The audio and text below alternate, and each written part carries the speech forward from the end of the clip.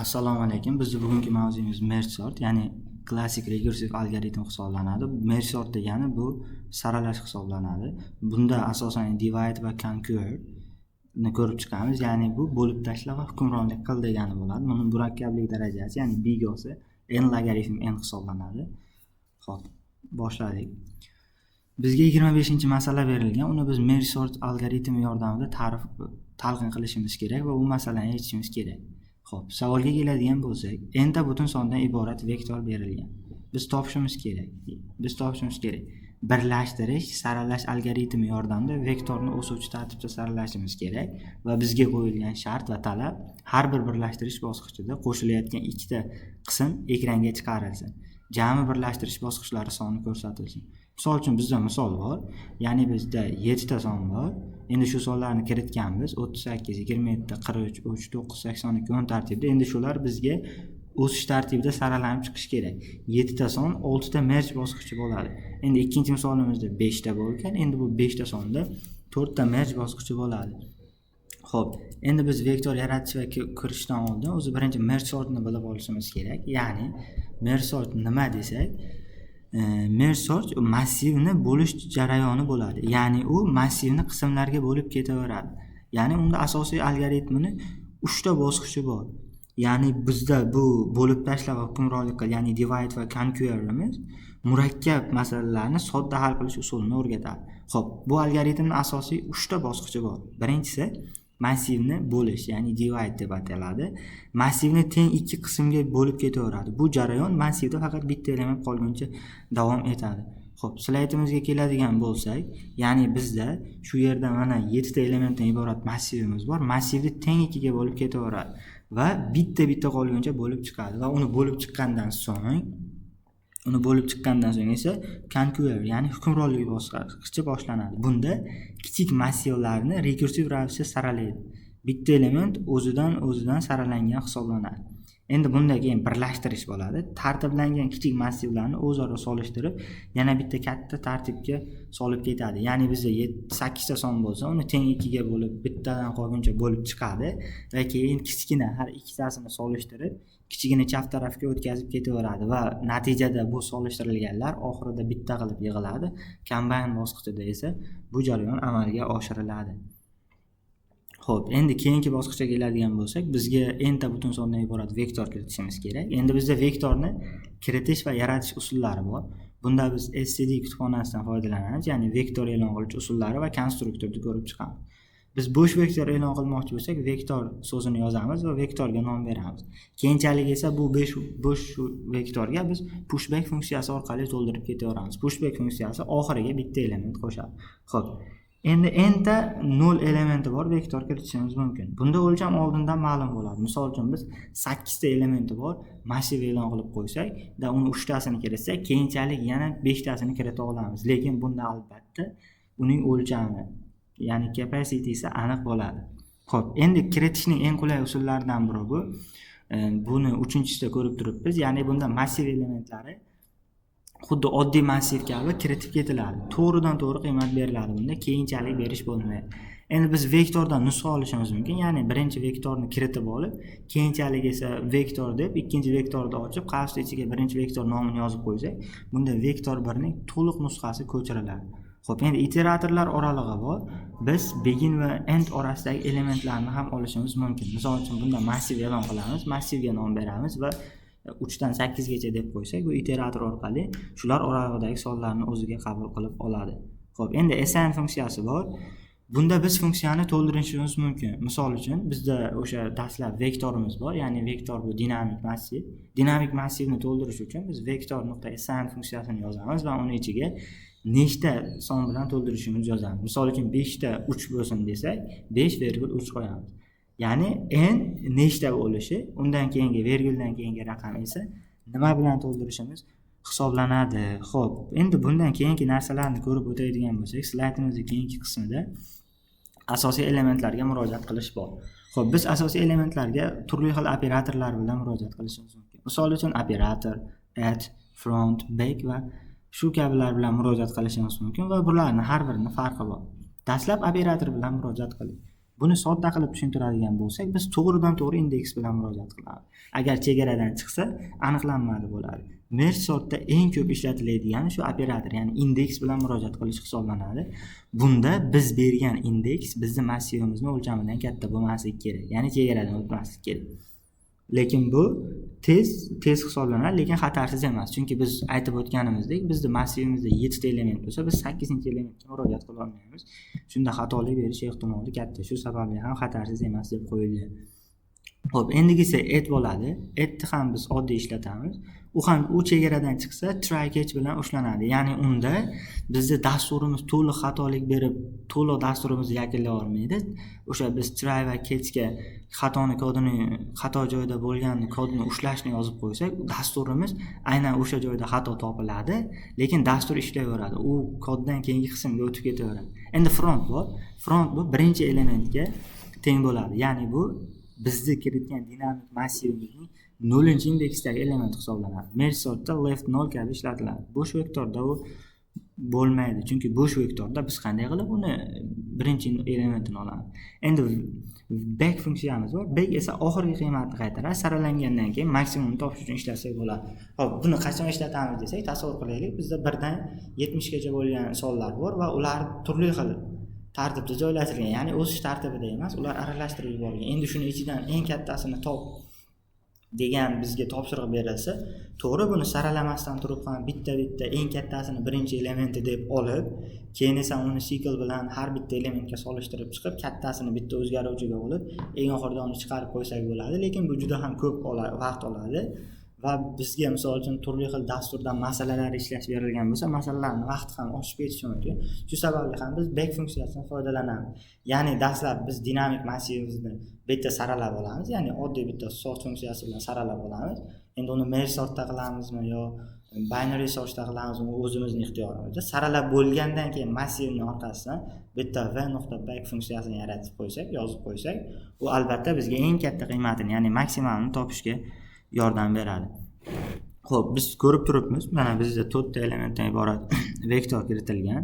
Keyin bu vektorlarni biz barchasi orqali, ya'ni 0-elementiga ham murojaat qilib ko'rdik. Et bilan ikkinchi indeksda turganiga, front deb birinchisi, end deb, back deb oxirgisini topishga muvaffaq bo'ldik. Xo'p, endi biz vektor dedik. Bu vektorlarning o'ziga yarasha o'lchami va sig'imi ham bo'ladi. Birinchi o'rinda size funksiyasi. Size funksiyasi bu massivda nechta element borligini qaytaradi. Bu merge sortda juda ham ko'p ishlatiladi. Ya'ni bunda siklni chegarasini olish uchun ishlatiladi. Endi capacity bor, ya'ni xotirada ajratilgan sig'im. Sizedan katta bo'lishi mumkin. Buni ko'rib chiqqanmiz. Misol uchun biz 8 ta elementdan iborat massivni dastlab e'lon qilamiz va unga pushback funksiyasi orqali oxiridan to'ldirib ketaveramiz. Ya'ni biz 3 ta element kiritgan bo'lsak, pushback funksiyasi orqali 4 ga, keyin yana bitta pushback orqali 5 ga, keyin 6 ga qiymat kiritib ketaveramiz. Shunda bizning capacity'miz sizedan katta bo'lishi mumkin. Xo'p, endi empty funksiyasi bor. Bu empty funksiyasi bo'sh yoki bo'shmaslikka tekshiradi. Qachonki bizning massivimizni yoki o'sha vektorimizni end bilan tekshirgan, empty bilan tekshirganimizda, massivimiz bo'sh bo'lsa, ichida bitta ham o'zgaruvchisi yoki ichida o'zining bitta ham elementi bo'lmasa, ana shu paytda bizda empty funksiyamiz true qaytaradi. Aks holda false qaytaradi. Bu bool, ya'ni mantiqiy funksiyalarga kirib ketadi. Xo'p, keyingi slaydimizda biz endi o'sha vektorlarga element qo'shib va o'chirishni ko'ramiz, ya'ni pushback, popback, insert, erase kabi. Pushback oxirgi element qo'shadi, popback oxiridan element o'chiradi, insert iterator orqali, ya'ni biz aytgan indeksga murojaat qiladi va o'sha indeksga element qo'shishni boshlaydi.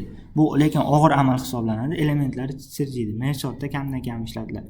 Chunki tasavvur qiling, bizda to'g'ri bu bir 20 ta, 50 ta, 30 ta elementdan iborat massiv bilan ishlashda katta ahamiyatga ega emasdir, lekin 1000 ta, 1,5 ta elementi bo'lgan biz vektor yoki massiv yoki dinamik massiv bilan ishlagan vaqtimizda bu og'ir amal hisoblanadi kompyuterimizning protsessori uchun ham. Chunki tasavvur qiling, bizda 1000 ta elementdan iborat massiv bor, biz uning 887-elementiga qanaqadir son qo'shmoqchimiz. Bunda nima qiladi desa, dastlab 887-indeksgacha bitta topib boradi va o'shandagi elementni oladi.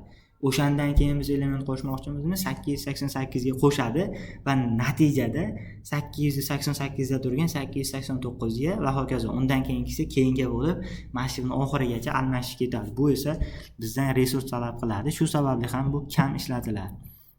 Hop, endi arrays bor. Arrays bu iterator ko'rsatganini o'chiradi. Keyingi elementlar siljiydi, merge sortda ishlatilmaydi. Bu ham xuddi insert kabi. Tasavvur qilaylik, biz xuddi shu hozirgi funksiyamizni endi 888-elementni arrays orqali o'chirib yuborsak, 889 dagi bitta orqaga qaytadi. Va undan oldingisi ham bitta orqaga qaytadi. Birinchi dastlab 888 topib oladi. Topguncha ham ancha resurs kerak va uni ishlatish kerak. Endi uni o'chirgandan keyin ham uni orqasidagilar bitta elementini siljitish kerak. Bu prosessordan ancha xullas prosessorimiz kuchli bo'lishi kerak buning uchun. Keyin ko'p vaqt oladi. Ayniqsa bu masalalarda ishlatilmasligining sababi masalalarga ma'lum bir chegaralangan vaqt bo'ladi. Agar o'sha vaqtdan oshib ketsa, bu qabul qilinmaydi masalamiz. Xo'p, bizga vektor berilgan, pushback orqali 3-elementiga, ya'ni pushback orqali biz 3 ni eng oxiriga qo'shdik, popback orqali qo'shgan 3-imizni o'chirdik, begin orqali, mana begin degani 0-indeksni qaytaradi. Biz 0 ga 1 ni qo'shdik, ikkinchi indeksiga 99 ni qo'shib qo'ydik. Xo'p, endi arrays begin orqali, ya'ni arrays orqali biz begin dedik 0, unga ikkinchi elementni qo'shdik 3 bo'ldi. Demak, arrays o'sha 3-indeksda turganini o'chirib yuboradi. Xo'p, keyingi qism vektorni aylantirish va ko'chirish funksiyalari bor. Bunda clear, resize, research, swap va assign funksiyalari bor. Bularni biz o'zi nomidan ham bilib olishimiz mumkin. Clear bizni massivimizda barcha elementlarni o'chiradi, lekin massivni o'zini o'chirmaydi. Ichini tozalash vazifasini bajaradi. Merge sochda temp vektorini tozalaydi bu asosan. Endi resize bor, size ni n ga o'zgartiradi. Ya'ni bizning massivimiz 10 ta elementdan dinamik massivimiz dastlab kiritguncha 10 ta element qabul qilish kerak desak, endi resize orqali o'shani 10 emas 15, 16 qilib qo'yishimiz mumkin. Bu asosan o'sha merge da left, right, v da ishlatiladi. Xo'p, endi reserve bor. Reserve n ta sig'im ajratadi, elementlar o'zgarmaydi. Pushback relokatsiya qilinmaydi. Ya'ni 1000 tadan element kutilsa, oldindan chaqirib ketaveradi. Endi swap funksiyasi, buni biz ingliz tili orqali ham bularni nima qilishini bilib olishimiz mumkin, nomidan ham. Ikkita vektorni almashtirib qo'yadi. Faqat pointerlar almashadi, katta massivlar ko'chirmasdan almashtirish uchun ideal hisoblanadi. Bizda misol uchun 2, 3 va 4 elementlari bo'lgan bitta massiv bor. Endi -1, -2, -3 elementlari iborat ikkinchi massivimiz bor. Bunda biz o'zaro massivlarni almashtirmoqchi bo'lsak, swap v1 teng, misol uchun v1 massivimizda elementlari shu. Endi v2 massiv elementlari bu bo'lsa, endi swap v1 teng swap v2 deb qo'ysak, bunda bizning vektorlarimiz o'zaro ajralib qoladi. Endi assign biz slaydimizning avvalgi qismlarida ham ko'rib chiqdik, ya'ni bu n ta qiymat qo'shadi. Misol uchun bizda massivimiz bor, massivimiz bo'sh turibdi yoki ichida element bo'lgan taqdirda ham bizga 8 ta 5 qo'shish kerak bo'lsa, assign 8,5 qo'ysak, bizni vektorimizni to'ldirib beradi. Xo'p, keyingisi endi iteratorlar bilan ishlash. Iteratorlar, ya'ni bu boshlang'ich va oxirgi qiymatlari hisoblanadi. Misol uchun begin funksiyasi bor, begin funksiyasi bor, end funksiyasi bor va end funksiyasi bor. Biz bunda begin va endni ko'rib olsak, begin va end xuddi shuni teskari. Ya'ni begin birinchi elementga murojaat qiladi, end oxirgi bitta elementga murojaat qiladi. Endi beginda teskarisi. Begin birinchisiga murojaat qilsa, begin eng oxirgisiga. End eng oxirgisiga murojaat qilsa, end eng birinchisiga murojaat qiladi. Bularni o'zaro begin bilan end bilan beginni bir-biriga sal o'xshash jihatlari bor, lekin bularni ba'zida ishlatish funksiyalari bir-biridan ancha farq qiladi. Ko'rib turganimizdek, pastdagi kodda ham barchasi keltirib o'tirilgan. Xo'p, endi vektorlarda qidiruv va saralash. Xo'p, o'zi saralash nima degani? Saralash bu sort degani, ya'ni vektorlarni o'sish tartibida saraladi. Bunda intro sort asosida eng samarali hisoblanadi. Merge sortni SQL bilan taqqoslash mumkin. Xo'p, endi chiziqli qidiruv bor. Chiziqli qidiruv iterator qaytaradi, topilmasa end qaytaradi, har qanday vektorda ishlayveradi. Ya'ni biz misol uchun vektorimizning ichidan qaysidir sonni topmoqchi bo'lsak, ana shu find funksiyasidan foydalanamiz. Bu chiziqli qidiruv hisoblanadi, bitta qidirib chiqadi. Xo'p, endi binary search bor. Binary search bu haqiqiy bu xullas boolean funksiya hisoblanadi, ya'ni true yoki false qaytaradi. Lekin ishlashi juda ham tez, bu teng 2 ga bo'lib ketaveradi. Faqat buni bitta sharti bor. Biz o'sha massivda massiv yoki vektorda ishlamoqchi bo'lsak, u saralangan massiv uchun amal qiladi. Va bularni ishlash uchun vektorimiz, ya'ni dinamik massivimizni ishlash uchun biz albatta algoritm funksiyasini tortgan bo'lishimiz kerak. Xo'p, endi bizga berilgan muammoni hal qilishning to'liq dasturi bor. Biz bu dasturga kelguncha bir ikkita narsalarni, ya'ni eng kerakli narsalarni ko'rib chiqdik. O'zi vektor nima, unga qo'shish, ayirish, oxirgi iterator bilan murojaat qilish va bundan bitta oldingi slaytimizda esa sortlar haqida ham, ya'ni saralash haqida ham ko'rdik. Endi bizda eng asosiy mavzuimiz merge sortni ko'ramiz va bizga berilgan masalani merge sortda yechimini ko'rib chiqamiz. Birinchi divide, ya'ni bo'lib tashla va hukmronlik qil deb dasturni boshida aytdik. Ya'ni bu divide funksiyasi vektorni o'rta nuqtadan ikkiga bo'ladi, left va right qilib. Endi recursion degan funksiya bor, ya'ni qismi bor. Bu nima qiladi desa, har ikkala qismni rekursiv qiladi. To yagona element qolguncha. Ya'ni bu degani nima degani? Massivni teng ikkiga bo'lib ketaveradi. O'ng tarafni ham, chap tarafni ham bittadan element qolguncha. Endi merge bor, merge tartiblangan ikki qismni birlashtirib asl vektorga yig'adi. Ya'ni bizda berilgan, misol uchun kirishda 7 ta son berilgan, ularni ko'rib turishingiz mumkin. Endi chiqishda xuddi shunday chiqadi.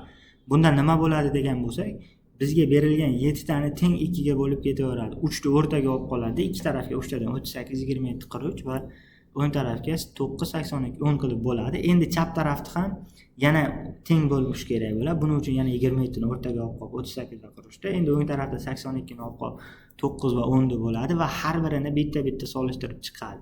Va endi qarang, misol uchun biz chap tarafni bo'ldik. Chap tarafni o'rtasida alohida solishtirish bo'ladi. 3 talik qiymat bo'ldimi? Bir-biri bilan solishtiradi va chap tarafni o'sish tartibida saralab qo'yadi. Keyin esa xuddi shu holat o'ng taraf uchun bajariladi. O'ng taraf bo'lgandan so'ng o'rtada bitta element qoldi. Endi esa 3 qism bo'lib qoldi bizda. Ya'ni bo'laklangan qismlarni merge orqali birlashtirib kelyapmiz. 3 ta qism bo'lib qoldi. Endi bir bilan 2 ni solishtiradi va u tartiblab boradi. Oxirida esa 2 bilan 3 ta tartiblab boradi. Natijada yuqoridagi ko'rib turgan javobingiz chiqadi. Bunda biz include string va vektor kutubxonasini chaqirdik. Ya'ni vektor kutubxonasini chaqirmasak bizda dinamik massivimiz ishlamaydi. Biz dastlab mana int maindan yuqori qismda merge degan funksiya yaratib oldik va uni qiymatlarini qanday bo'lishini aytdik. Uni ishlash algoritmini tuzib chiqdik va bunda ko'rib turibmiz, sikl yordamida aylantirdik va bunda shu narsani ahamiyatga olish kerakki, bu yerda biz faqat bittagina sikldan foydalanmadik. Ya'ni biz bu yerda 4 ta sikldan foydalandik, ko'rib turganingizdek. 3 marta while'dan va 1 marta for siklidan. Keyin esa void, ya'ni void bu qiymat qaytarmaydigan funksiya hisoblanadi. Void funksiyasi orqali biz o'zimizning funksiyamizni chaqirib oldik va uni ishlatdik. Natijada ko'rib turganingizdek kirishdagi elementlarni kirsak, bizda chiqish elementlari paydo bo'ldi. Xo'p, ushbu mavzudan xulosa qilib shuni olishimiz mumkin. Biz ushbu mavzumizda salgina chetlashdik mavzudan, ya'ni vektorni bilmasdan turib sortga, ya'ni u binary search bo'ladi, merge sort bo'ladi, o'tish xatoligi sababli ham biz dastlab vektorga ta'rifini oldik, qanday ishlashi, xotiraga murojaat qilishini va uni qanday yaratilish modullari, murojaati, o'lcham, sig'im, qo'shish, o'chirish, transformatsiya, hattoki iteratorlarni ham ko'rdik va eng oxirgi qismimizda, ya'ni biz barcha bilimlarni yig'ib olganimizdan so'ng bilimlarimizni birlashtirdik va merge sort funksiyasi orqali ko'rib chiqdik. Va bunda biz o'rgangan narsa shuki, merge sortda bigosi n logaritm nligini ham bilib chiqdik. Merge sort bu bo'lib tashla va hukmronlik qil degani. Bu dastur oxirigacha qolguncha bo'lib tashladik va ushbu algoritmimiz yordamida biz o'z masalamizni muvaffaqiyatli yechdik. E'tiboringiz uchun rahmat.